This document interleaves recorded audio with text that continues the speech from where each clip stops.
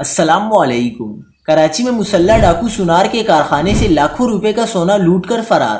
ڈکیتی کی انوکھی واردات کیسے ہوئی، سی سی ٹی وی فوٹیج بھی سامنے آ گئی۔ کیا آپ حالات حاضرہ سے آگاہی حاصل کرنا چاہتے ہیں، خبر کے پیچھے چھپے اصل حقائق جاننا چاہتے ہیں تو ابھی سبسکرائب کیجئے جلمل پاکستان کو اور ساتھ ہی گھنٹی کے نشان پر کلک کر دیں۔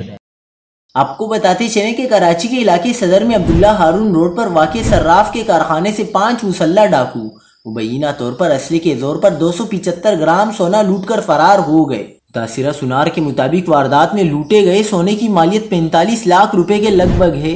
صدر صرافہ بازار میں ہونے والی ڈکیتی میں ملوث ملزمان کے فرار کی سی سی ٹی وی فوٹیج سامنے آ گئی۔ شلوار قمیض میں ملبوس 5 ملزمان کو مارکیٹ کی راہداری سے بھاگ کر فرار ہوتے دیکھا جا سکتا ہے۔ پولیس کا کہنا ہے کہ عملے نے غفلت کا مظاہرہ کیا، ڈاکوؤں نے دروازے پر آ کر نام لیا تو فوری دروازہ کھول دیا گیا۔ پولیس کے مطابق کرائم سین یونٹ نے شواہد اکٹھا کر کے تحقیقات شروع کر دی ہے۔